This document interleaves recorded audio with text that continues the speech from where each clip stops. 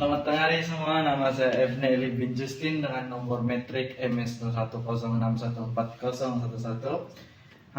Saya harap Anda semua dalam keadaan yang sehat dan dalam sejahtera. Hari ini kita akan membincangkan isu-isu semasa dalam politik yang berkaitan dengan hubungan etnik di Malaysia. Isu-isu ini sangat penting karena ia mempengaruhi keharmonian dan kesepaduan antara kumpulan etnik di negara kita. Oke, isu-isu semasa yang pertama yang saya akan bincangkan ialah politik identity. Apakah peranan identiti etnik dalam politik Malaysia? Identiti etnik memainkan peranan penting dalam politik Malaysia karena ia seringkali menjadi asas untuk penglibatan politik dan sokongan terhadap parti politik tertentu. Identiti etnik juga boleh digunakan oleh parti politik untuk mengukuhkan sokongan di kalangan kumpulan etnik tertentu. Bagaimana politik identiti boleh mempengaruhi hubungan antara kumpulan etnik? Politik identiti boleh mempengaruhi hubungan antara kumpulan etnik dengan mencetuskan perasaan yang ketidakpercayaan, ketegangan ataupun perpecahan jika tidak diurus dengan baik. Namun ia juga boleh menjadi titik permulaan untuk memahami dan menghormati kepelbagaian budaya dalam masyarakat. Seterusnya ialah, adakah politik identiti membawa manfaat atau mudarat kepada keharmonian etnik?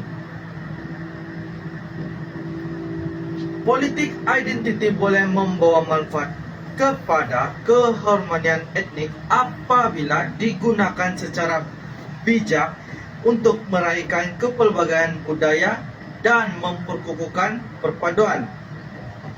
Walau bagaimanapun, ia juga boleh membawa mudarat jika digunakan untuk menghasut perpecahan atau kebencian antara kumpulan etnik.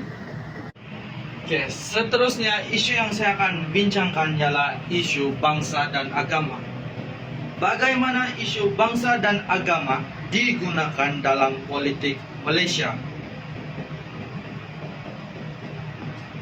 Isu bangsa dan agama sering digunakan dalam politik Malaysia untuk mendapatkan sokongan politik daripada kumpulan etnik atau agama tertentu. Ini boleh termasuk penekanan kepentingan dan hak-hak kumpulan tertentu dalam agenda politik. Adakah isu-isu ini mencetus ketegangan antara kumpulan etnik? Ya, bagi saya, ya. Isu-isu bangsa dan agama boleh mencetuskan ketegangan antara kumpulan etnik, terutamanya apabila digunakan secara menghasut atau memihak secara berlebihan kepada satu kumpulan. Hal ini boleh mengancam keharmonian etnik dan mewujudkan perasaan tidak adil di kalangan kumpulan yang lain.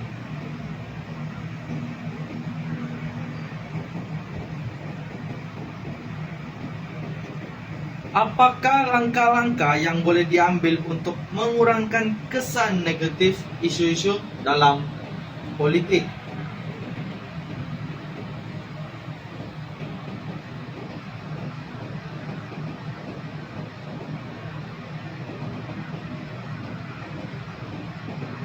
Langkah-langkah yang boleh diambil untuk mengurangkan kesan negatif isu-isu ini dalam politik termasuklah pendekatan yang menghormati kepelbagaian budaya dan agama, serta memastikan bahawa semua kumpulan mendapat perlakuan yang saksama dan adil dalam politik dan pentadbiran. Oke, seterusnya biar saya duduk dulu, saya penat, baru saya akan bincangkan isu yang terakhir. Oke. Isu yang terakhir yang saya akan bincangkan ialah isu politik pembangunan. Apakah peranan politik dalam pembangunan ekonomi setiap kumpulan etnik? Politik memainkan peranan penting dalam pembangunan ekonomi setiap kumpulan etnik dengan menyediakan peluang yang saksama dan inklusif bagi semua kumpulan. Ini termasuk dasar-dasar yang memberi tumpuan kepada peningkatan taraf hidup dan memperbaiki keadaan ekonomi kumpulan yang terpinggir. Adakah terdapat ketidakseimbangan pembangunan antara kumpulan etnik?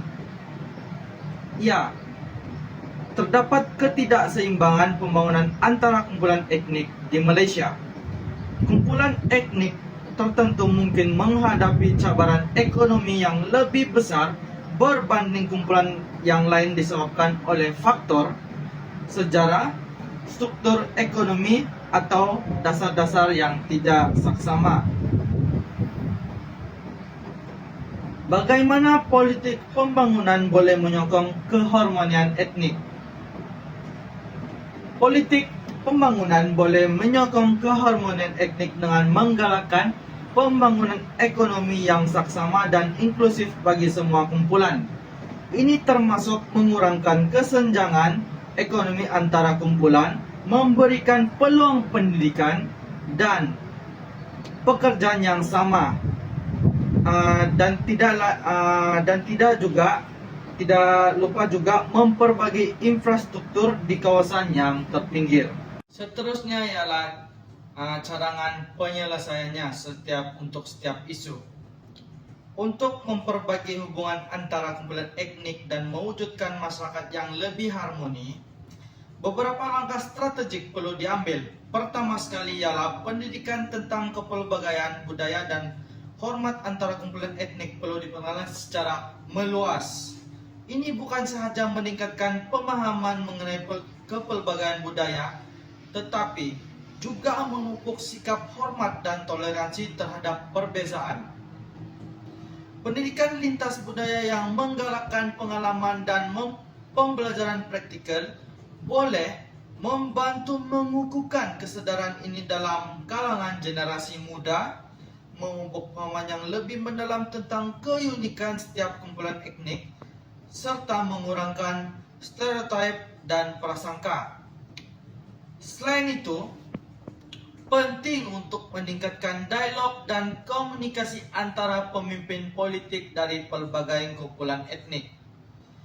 Mewujudkan platform yang berkumpulan secara berkala untuk bertukar pandangan dan merancang tindakan bersama dapat membina kepercayaan dan saling pengertian antara pihak-pihak yang berkepentingan. Melalui dialog yang terbuka dan jujur, pemimpin politik dapat mengatasi perbezaan pandangan dan membangunkan strategi yang melayani kepentingan semua kumpulan etnik. Satu langkah penting adalah mewujudkan dasar-dasar yang adil dan saksama untuk semua kumpulan etnik dalam bidang ekonomi, pendidikan, dan lain-lain. Ini termasuk memastikan akses yang saksama terhadap peluang ekonomi dan pendidikan, serta mengurangkan jurang ekonomi dan pendidikan antara kumpulan etnik. Sistem pemantauan dan penilaian yang berkesan perlu disusun untuk memastikan pelaksanaan yang adil dan saksama dalam pelaksanaan dasar-dasar ini. Dalam kesimpulannya, pendekatan holistik yang melibatkan pendidikan, dialog antara pemimpin politik, dan pembangunan dasar yang saksama adalah kunci untuk memperkasakan keharmonian etnik. Dengan usaha bersama, masyarakat Malaysia boleh membina negara yang lebih bersatu padu, adil, dan berdaya saing yang tinggi, di mana setiap individu tanpa mengira latar belakang etniknya dapat berkembang dan berkontribusi secara maksimal. Sebagai Kesimpulannya, untuk mengakhiri video kita pada hari ini, saya akan memberi sedikit untuk pengakhiran kita. Kita harus mengenali bahwa setiap kumpulan etnik membawa warisan budaya yang kaya dan membentuk landscape kepulauan kita yang unik. Dengan memahami dan menghargai perbezaan ini, kita dapat membina sebuah masyarakat yang lebih inklusif dan bersepadu. Saya harap perbincangan hari ini telah memberi kita wawasan yang lebih mendalam tentang pentingnya hubungan etnik yang harmoni dalam konteks politik di negara kita.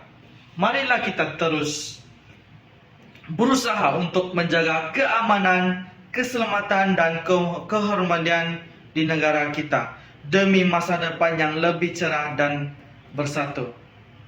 Terima kasih kerana tengok video saya pada hari ini. Sekian dan terima kasih daripada saya Ibn Eli bin Justin dengan nomor metrik MS 210614011. Bye bye.